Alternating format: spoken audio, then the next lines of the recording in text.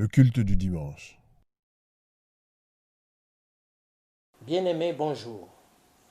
Nous rendons grâce au Seigneur qui nous permet encore une fois ce matin d'avoir le souffle de vie, de nous réveiller, d'être en bonne santé. C'est un privilège qui n'est pas donné à tout le monde ce matin et c'est pour cela que nous lui rendons grâce. Depuis dimanche passé, nous avons commencé un enseignement que nous avons intitulé la foi pour les exploits ou la foi pour accomplir les exploits. Nous avons dimanche passé, à partir d'un texte de l'Évangile selon Marc, essayé de voir 4 vérités au sujet de la foi pour les exploits en groupe. Mais ce matin, nous allons parler des qualités de la foi pour les exploits. Nous voulons voir quelles sont les qualités ou les caractéristiques de la foi pour accomplir des exploits. Et j'ai retenu au moins pour aujourd'hui 3 qualités ou 3 caractéristiques. Et c'est sur ça que nous allons nous étendre ce matin. Il y en a plusieurs que nous allons donner au cours de nos prochaines séances ou enseignements. Mais aujourd'hui, nous allons parler sur 3 qualités de la foi pour les exploits. Avant de donner la première qualité, j'aimerais que nous puissions lire un texte dans la parole de Dieu. Et ce texte, nous le trouvons dans le livre des Proverbes, au chapitre 18, du verset 20 au verset 21. C'est un texte connu de plusieurs. Je reprends Proverbe 18, du verset 20 au verset 21. J'ai la version Louis II. Peut-être que vous avez une autre version. Ce n'est pas grave, mais le texte dit ou disent la même chose. Je lis. C'est du fruit de sa bouche que l'homme rassasie son corps. C'est du produit de ses lèvres qu'il se rassasie. La mort et la vie sont au pouvoir de la langue. Quiconque l'aime en mangera les fruits. Ce texte nous permet d'introduire la première qualité de la foi pour les exploits que nous allons voir ce matin. La première qualité de ce matin, nous disons que la foi pour les exploits parle. La foi pour les exploits parle. La foi pour les exploits, c'est une foi qui parle. Et dans le texte que nous venons de lire, nous voyons que il est question de la langue. Et la langue, c'est l'organe qui nous permet effectivement d'user de notre faculté de parler. Et c'est ainsi que, bien que le texte, à certains endroits, utilise un langage imagé, mais déjà le texte lui-même dit tout. D'une certaine manière, ce texte nous montre quel est l'impact de nos paroles sur nos vies. Les paroles peuvent avoir un impact négatif, tout comme ça peut avoir un impact positif. C'est pour vous montrer, c'est pour mettre en évidence effectivement la portée ou l'importance des paroles. Donc nous ne devons pas prendre à la légère les paroles qui doivent sortir de notre bouche. Alors la foi aussi utilise effectivement la parole, cette faculté qui est donnée à l'homme pour affecter, pour changer certaines choses dans nos vies, pour changer certaines situations, pour affecter nos vies d'une certaine manière, pour donner une certaine direction à notre vie. Donc, c'est pour vous dire que la parole est un élément important et la foi, des fois, utilise la parole ou la foi, des fois, parle pour effectivement changer certaines choses dans notre vie. Lorsque nous regardons ou nous rentrons à la Genèse dans la parole de Dieu, vous verrez que même Dieu lui-même pour mettre fin au présent et appeler le futur, Dieu lui-même parle ou a eu à parler. C'est ainsi que vous voyez que dans la parole de Dieu, par exemple, vous verrez que Dieu, où la Bible dit que la lumière soit et la lumière fut. Au fait, avant que Dieu ne parle, la Bible dit que la terre était entourée par des ténèbres. La Bible dit même qu'elle était informe et vide, entourée de plusieurs ténèbres. Et Dieu, lorsqu'il a voulu changer cette situation, la Bible dit que Dieu a recouru à la parole. Dieu a tout simplement élevé la voix et il a dit que la lumière soit et la lumière fut. Et lorsque vous lisez seulement, nous sommes dans Genèse 1, le verset 2, mais lorsque vous prenez tout le chapitre 1 de Genèse, vous verrez que l'expression Dieu dit revient au moins 7 fois. C'est pour vous montrer qu'à chaque fois que Dieu a voulu affecter une situation présente ou courante, Dieu a eu à recourir à la parole et Dieu a eu à parler pour que cette situation change. Et Dieu lui-même avait cette assurance. Comme Dieu ne pouvait croire en personne d'autre, Dieu ne pouvait pas mettre sa foi en quelqu'un d'autre, Dieu ne pouvait croire qu'en lui-même. Il était sûr de lui-même, il n'avait qu'à dire que la lumière soit et la lumière était. Il a dit que les eaux produisent tout ce qu'il y avait à produire dans le monde sous-marin et tout a été produit par sa parole. C'est pour vous dire que la parole est un élément important et notre bouche a cette capacité de donner la vie.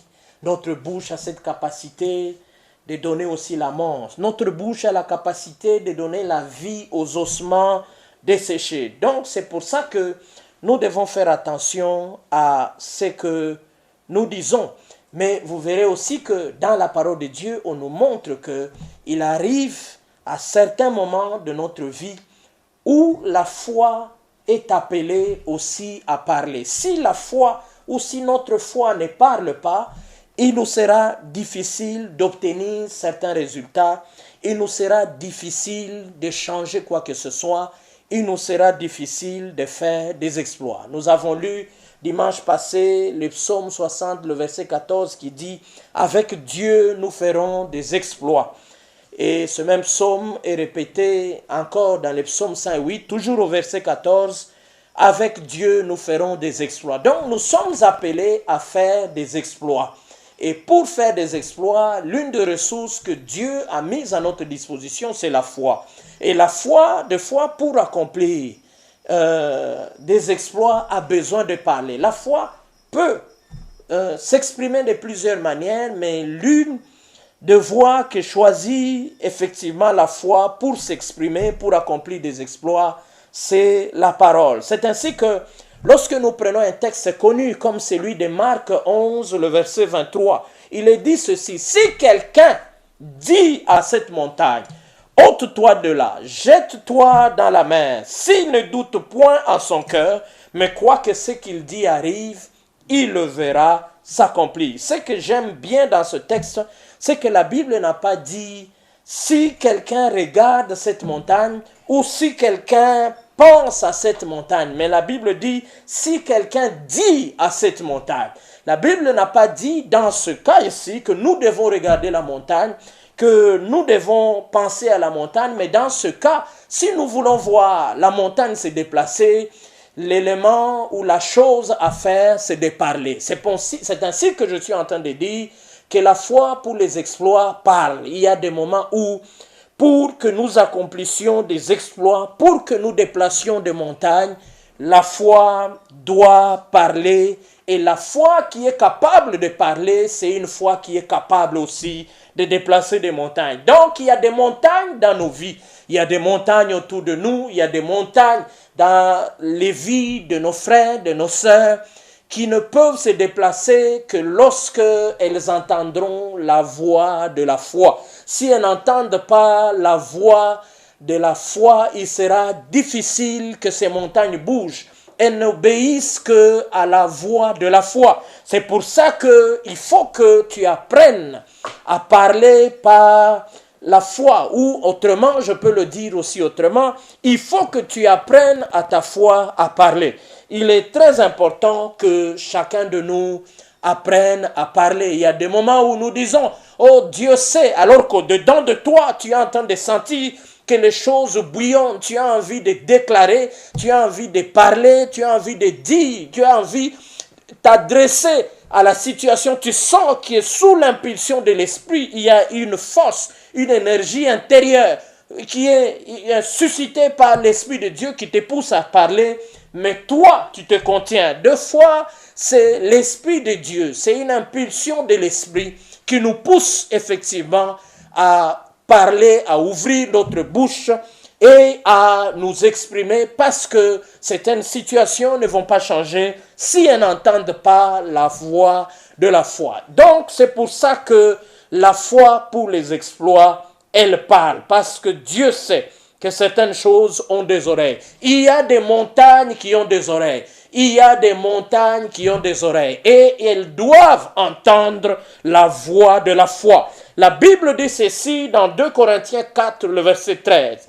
Et comme nous avons le même esprit de foi qui est exprimé dans cette parole de l'Écriture, j'ai cru, c'est pourquoi j'ai parlé. Nous aussi, nous croyons, c'est pour cela que nous parlons. Il est important de comprendre, selon le principe que nous trouvons dans ce verset, c'est un verset qui est une référence qui est tirée de l'Ancien Testament. Dans les psaumes 106, c'est David qui avait même déclaré cette parole. Il a dit, j'ai cru, voilà pourquoi j'ai parlé. Et l'apôtre Paul dit, nous aussi nous croyons, voilà pourquoi nous parlons. Si tu crois, il y a des moments où nous devons parler, nous devons nous taire. Il y a des moments où notre foi doit nous pousser à parler. C'est important, mes frères. J'ai cru, voilà pourquoi j'ai parlé. C'est important. Donc, il y a un principe là-dedans qui veut que nous comprenions que des fois, la foi est appelée à parler. Il faut comprendre qu'il y a des moments où nous devons confesser. Il y a des moments où si nous ne confessons pas, si nous ne déclarons pas, nous ne pouvons pas obtenir certains résultats. C'est important. C'est pour ça que avant même que certaines choses ne viennent à l'existence, commence à parler, commence à déclarer, commence à les appeler. C'est très important que tu appelles certaines choses qui ne sont pas encore dans ta vie, tu peux commencer à les appeler, tu peux commencer à les confesser par la foi, tu peux commencer à les nommer, tu peux leur ordonner de venir vers toi lorsque tu sens que l'Esprit te pousse à le faire. C'est ainsi que je voudrais que chacun de nous ce matin comprenne que certaines choses ne vont pas changer tant que vous n'allez pas apprendre à parler, tant que vous n'allez pas apprendre à déclarer. C'est ainsi que certaines victoires ne s'obtiennent que lorsque l'on a parlé. Je me rappelle toujours qu'il y a plusieurs années, de cette sœur qui m'a vu un jour et qui m'a dit, « Pasteur, j'ai ma petite sœur ou j'ai ma sœur qui accouche toujours difficilement. Elle a toujours des accouchements difficiles et tout le monde est inquiet dans la famille. » Et elle m'a dit, pasteur, priez pour elle. Sur place, je lui ai dit, j'ai senti que je n'avais pas besoin de prier ou de faire quoi que ce soit, mais j'ai senti sous l'impulsion de l'esprit être poussé à déclarer, à dire que ma soeur, cette fois-ci, elle fera au nom de Jésus un accouchement sans problème. Et 3 semaines après, elle viendra me dire, lorsqu'on se verra, qu'elle a eu effectivement un accouchement sans problème. C'est pour vous dire qu'il y a certaines choses que nous pouvons déclarer, que nous pouvons annoncer, que nous pouvons confesser, nous pouvons parler, que nous pouvons dire, parce que poussés par la foi, et ces choses-là vont s'accomplir. Deuxième qualité de la foi qui fait les exploits que nous allons voir ce matin est que la foi pour les exploits marche. C'est une foi qui marche. Je voudrais au fait me rappeler une parole qu'avait toujours l'habitude de dire le bishop Benson Idahosa, qui disait toujours, la foi n'est pas une superstition ou une intention, c'est une action. La foi n'est pas une superstition ou une action, ou une intention, c'est une action. Au fait, la foi pour les exploits n'est pas passive, mais elle est plutôt active.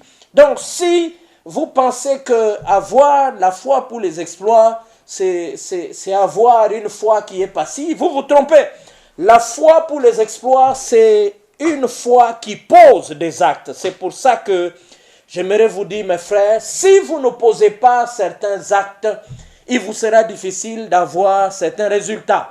Il y a des choses qui, pour qu'elles bougent, pour qu'elles changent, vous devez poser certains actes pour que ces situations-là changent ou pour qu'une action s'amorce. Il est très important. Des fois, certaines forteresses exigent que nous posions des actes pour les voir tomber. Il est très important que vous compreniez, je répète, des fois, certaines forteresses exigent que nous posions certains actes pour les voir tomber. Il a fallu qu'Israël marche autour de Jéricho pendant 7 jours. Et le 7e jour, ils ont fait 7 fois le tour pour que la muraille de Jéricho puisse tomber.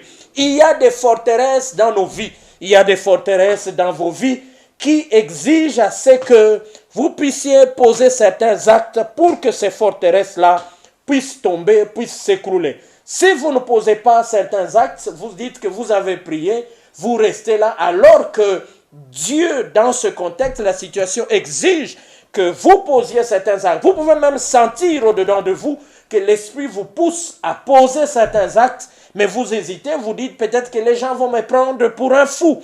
Mon frère, quand c'est poussé par l'Esprit, cette folie-là peut produire des résultats inimaginables. C'est ainsi que j'aime ce texte qui dit ceci, qui dit dans Hébreux chapitre 11, le verset 8, qui dit ceci.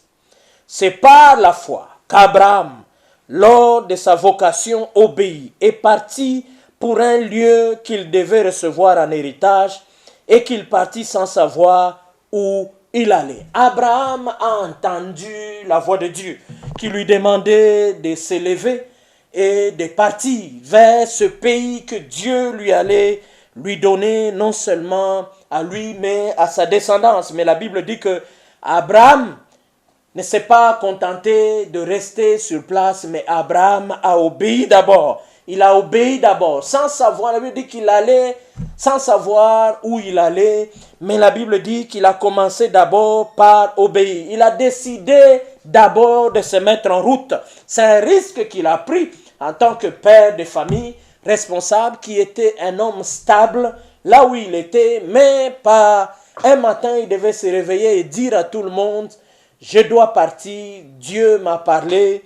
Il devait d'abord obéir, il a décidé de se mettre en route sans savoir où il allait. C'est un risque pour un homme responsable, mais il devait d'abord partir, il devait d'abord s'élever, et cela est une chose très, très importante. La foi sans action est une foi morte, c'est ce que dit la parole de Dieu. Je répète, la foi sans action est une foi qui est morte. C'est ainsi que Jacques dit ceci dans Acte 2, le verset 17. Il en est ainsi de la foi. Si elle n'a pas les œuvres, elle est morte en elle-même. Verset 18.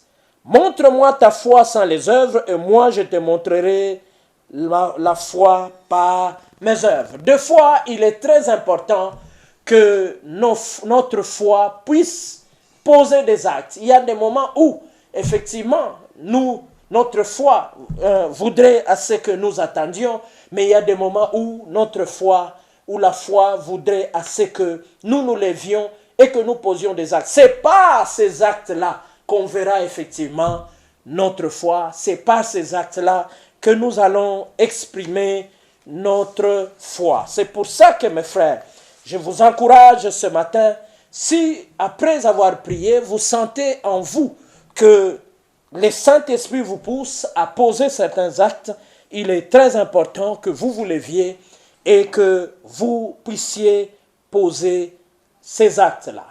Troisième chose, ou troisième qualité de la foi pour les exploits, c'est une foi qui voit. la foi pour les exploits, c'est une foi qui voit. C'est pour vous dire que, en dehors du fait que la foi pour les exploits, c'est une foi qui parle, c'est une foi qui marche, mais elle est aussi une foi qui voit. La question que l'on peut se poser ce matin, c'est de savoir avec quels yeux voit-elle. Éphésiens 1, le verset 18 répond à cette question-là. Éphésiens 1, 18 dit ceci: « Et qu'il illumine les yeux de votre cœur, pour que vous sachiez quelle est l'espérance qui s'attache à son appel, quelle est la richesse de sa gloire, de la gloire de son héritage qu'il réserve aux saints. » La première phrase dit qu'il illumine les yeux de votre cœur. Les yeux de notre cœur, c'est la capacité qu'a notre esprit de voir. En dehors des yeux physiques qui nous permettent de voir tout ce qu'il y a autour de notre environnement, qui nous permet de voir tout ce qui est physique, notre esprit a aussi une capacité de voir. Notre esprit peut aussi voir certaines choses. La foi, non seulement la foi voit, non seulement avec les yeux physiques, mais la foi voit aussi avec les yeux du cœur. Je reprends. Non seulement la foi voit avec les yeux physiques, mais elle voit aussi avec les yeux du cœur. C'est ainsi que vous verrez que des fois on dit que, vous voyez par exemple que la vision est quelque chose qui relève de l'esprit, parce qu'on voit avec nos yeux de l'esprit. C'est très important de comprendre cela, que par nos yeux du cœur ou par notre esprit, nous pouvons voir des choses que effectivement, nos yeux physiques ne peuvent pas voir. Hébreux 11, le verset 7, dit ceci: « C'est par la foi que Noé, divinement averti des choses qu'on ne voyait pas encore, et saisi d'une crainte respectueuse, construisit une arche pour sauver sa famille. C'est par elle qu'il condamna le monde et devint héritier de la justice qui s'obtient par la foi. » Noé avait reçu à son époque une révélation sur le futur. Et le futur qu'il avait vu, c'était le déluge. Et c'est quelque chose, lorsque Dieu lui en a parlé, c'est quelque chose qu'il a vu dans son esprit. Quand Dieu lui a parlé, il n'y avait pas encore le déluge. Mais c'est quelque chose qu'il a reçu par révélation, qu'il a reçu dans son esprit. Et c'est quelque chose qu'il pouvait voir avec les yeux de son cœur. Et c'est quelque chose, et la Bible même dit qu'il a été divinement averti par l'esprit. Donc c'est pour vous dire que dans son esprit, Noé pouvait voir ces choses-là, pouvait voir la catastrophe qui allait venir. Tout le monde n'avait pas accès à la révélation qu'avait reçue Noé, mais il n'y a que lui qui avait reçu cette révélation. Vous verrez que même sa foi, qui l'a poussé même à construire l'arche, était reposée même sur cette révélation qu'il avait reçue et qui n'était pas accessible à tout le monde. Donc cette foi de Noé a le mérite d'être une foi très visionnaire. Ça veut dire que c'est quelque chose que Noé était en train de visualiser. Il était en train de visualiser constamment. Il était en train de voir les déluges. Il était en train de se voir lui-même dans l'arche quand il allait pleuvoir abondamment. Il était en train de se voir lui-même à l'intérieur de l'arche avec toutes les bêtes et avec sa famille. Donc il était en train de visualiser la chose. Même quand il était en train, tout le temps que la construction de l'arche lui a pris, Noé ne cessait de visualiser. Et la Bible dit qu'il y en a qui se moquaient même de lui pendant qu'il construisait l'arche. Ça lui a pris du temps. Mais lui, le fait qu'il avait reçu la révélation, il ne cessait de visualiser, de se nourrir de ce qu'il avait vu. Il ne cessait de voir les images que véhiculaient les paroles qu'il avait, la révélation qu'il avait reçue de l'Éternel. Bien qu'il y avait des moqueries, bien que ses contemporains le prenaient pour un fou, mais Noé, il voyait ce que les autres ne pouvaient pas voir. C'est ainsi que quelqu'un a dit, ce que vous ne voyez pas, vous ne pouvez pas le poursuivre. Et ce que vous ne poursuivez pas, vous ne pouvez pas l'atteindre. Je reprends. Ce que vous ne voyez pas, vous ne pouvez pas le poursuivre. Et ce que vous ne poursuivez pas, vous ne pouvez pas l'obtenir ou l'atteindre. C'est pour vous dire qu'il est très important de foi que nous puissions voir. C'est pour ça que des fois la foi, pour accomplir des exploits, recourt à notre capacité de visualiser, à notre capacité intérieure de voir. Il est très important, c'est ainsi que la foi des fois nous montre des grandes choses. C'est ainsi que la foi nous projette des fois dans le futur. C'est ainsi que la foi, des fois, projette un film devant nos yeux ou dans notre esprit pour que nous voyions des choses qui vont arriver, des choses qui nous attendent, pour que nous voyions là où nous sommes en train d'aller, pendant que tout le monde ne voit pas ces choses-là. Et ces images, ces choses que nous voyons, ce sont des choses qui créent une dynamique à nous, qui nous poussent peut-être à persévérer, qui nous poussent à être déterminés, qui nous poussent effectivement à continuer la course, qui nous poussent à continuer à courir, ou qui nous poussent même, si nous avions diminué la vitesse, à augmenter encore de vitesse. Et dans la Bible, nous avons un homme qui a effectivement, qui est une illustration pour nous ce matin. Nous voyons cela dans la conquête de Jéricho. Nous sommes dans Josué chapitre 6, du verset 1 au verset 2. Josué chapitre 6, du verset 1 au verset 2. Je vais lire toujours dans la version Louis II. La Bible dit ceci. Jéricho était fermé et barricadé devant les enfants d'Israël. Personne ne sortait et personne n'entrait. L'Éternel dit à Josué, « Vois, je livre entre tes mains Jéricho et son roi, ses vaillants soldats. » Je reprends. Jéricho était fermé et barricadé devant les enfants d'Israël. Personne ne sortait et personne n'entrait. L'Éternel, la Bible dit, l'Éternel dit à Josué, « Vois, je livre entre tes mains Jéricho et son roi, ses vaillants soldats. » Dieu savait que Josué était celui qui a remplacé Moïse et il devait amener le peuple d'Israël dans sa terre promise. Et la Bible dit que parmi les villes qu'il devait conquérir, il y avait Jéricho. À ce moment-là, à cette étape de leur voyage, de leur conquête, ils sont devant Jéricho. Mais la Bible dit, les hommes de Jéricho avaient eu des échos sur ce que les enfants d'Israël avaient fait sur leur parcours jusqu'à arriver chez eux. Et la Bible dit, à cause des Israélites, ils se sont enfermés dans leur ville, ils se sont barricadés, ils ont bloqué toutes les portes. Et Jéricho avait de grandes murailles, signe d'invincibilité. Mais la Bible dit que Dieu a appelé Josué. Il lui a dit, Josué, viens ici.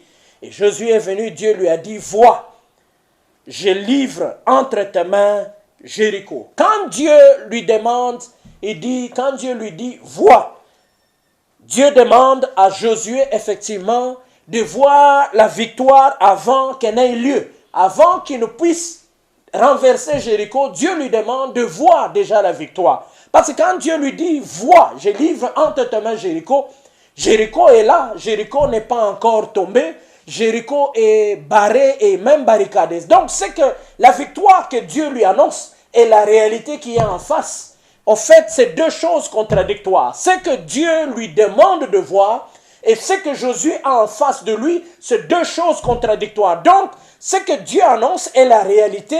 En tout cas, c'est quelque chose qui peut faire assez que quand tu l'annonces à quelqu'un d'autre qui ne croit pas en Dieu, peut trouver que tu es fou. Comment est-ce que nous allons prendre Jéricho?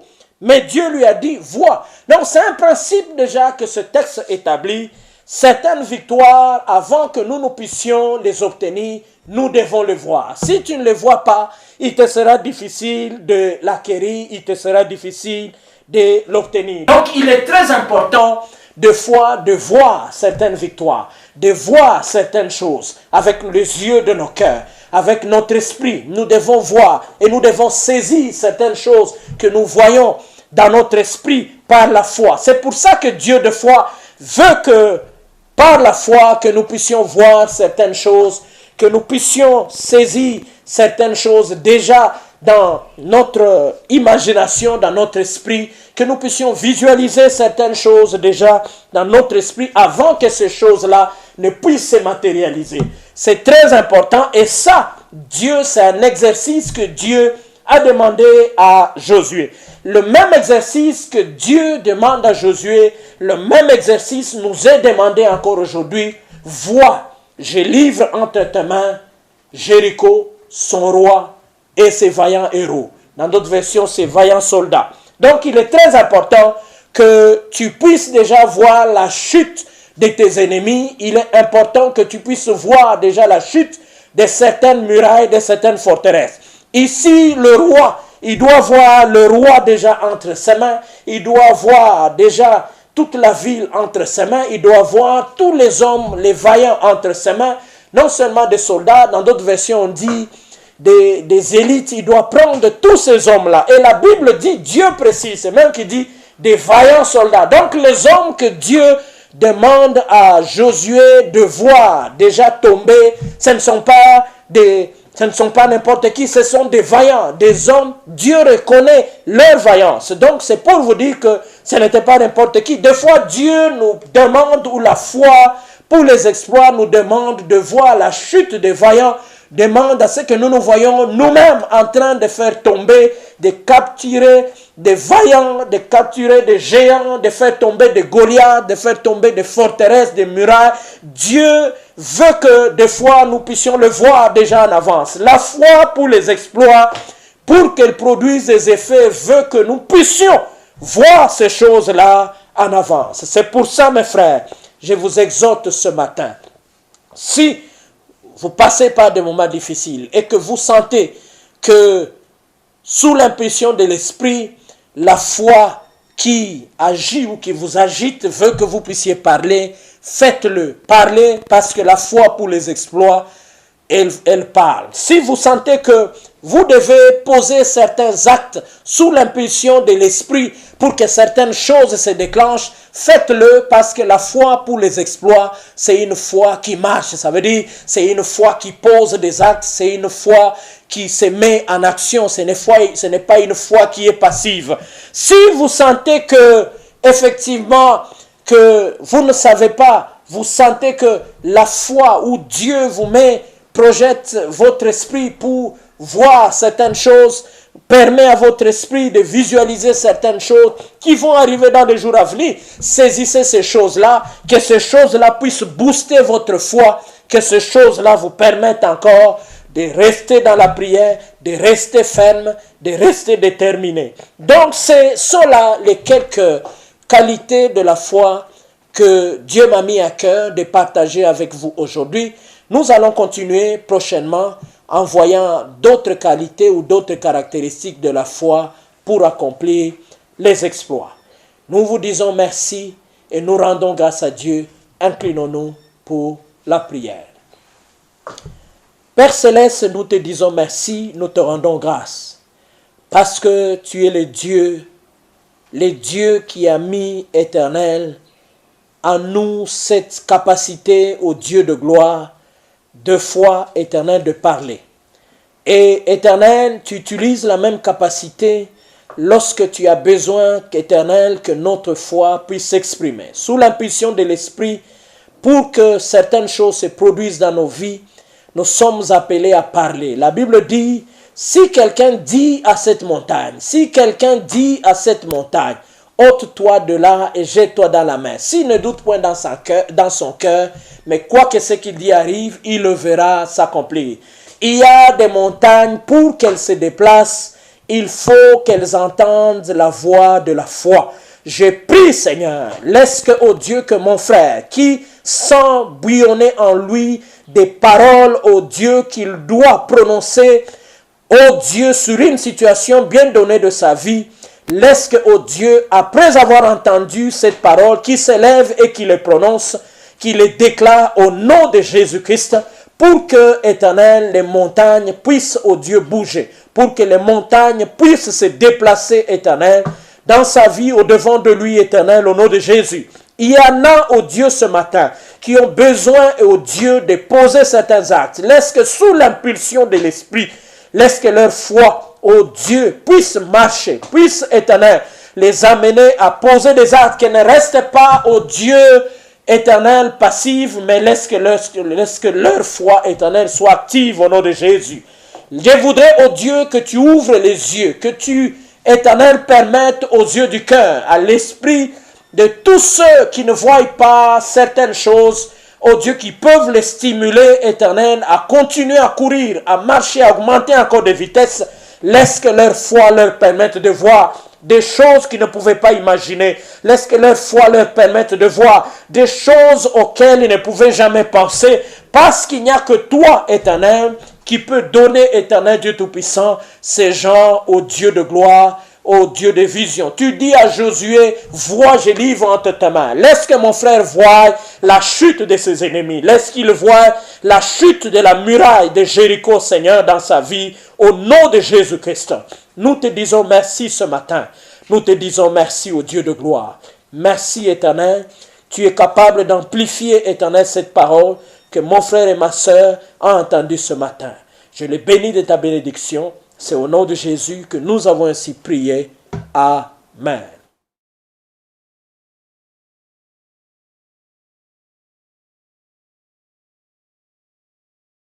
Bonsoir bien-aimés dans le Seigneur. Le texte que je vous ai partagé avec vous, le texte qui me tient à cœur dans la parole de Dieu, c'est 1 Jean chapitre 4, le verset 20, qui dit « Si quelqu'un dit qu'il aime Dieu, mais qu'il haït son frère, c'est un menteur. Parce que comment peut-il aimer Dieu qu'il ne voit pas, mais haïr son frère qu'il voit ?» Donc, cela veut dire que nous devons aimer le prochain, celui que nous sommes en train de voir. Avant d'aimer Dieu, nous devons d'abord aimer notre prochain. C'est ce que la parole de Dieu nous dit, que celui qui aime Dieu doit aussi aimer son prochain. Voilà. Shalom bien-aimés dans le Seigneur. Aujourd'hui, je viens vous présenter un nom extraordinaire, le nom de Jésus, le nom élevé au-dessus de toutes choses, au-dessus de la maladie, de la stérilité, du problème qui accable ta vie, du rejet, de la malédiction. Philippiens 2, 9. Que Dieu vous bénisse. Philippiens 4, 13, la Bible dit « Je puis tout par Christ qui me fortifie ». Et personnellement, je m'accroche à ce passage parce que bien souvent, le secret de mes exploits en public, le secret de tout ce qui peut attirer de l'admiration, c'est Jésus qui me fortifie. Que Dieu bénisse. J'aime cette femme, Anne, parce que Anne, malgré que Pénina l'a mortifiée, malgré que Pénina disait que son Dieu l'avait rendue stérile, elle n'a pas abandonné son Dieu, elle n'a pas baissé les bras, mais Anne a persévéré et cherché le Seigneur. Elle montait à Silo pour chercher le Seigneur. La prière d'Anne, c'est la prière d'une personne qui refuse de subir.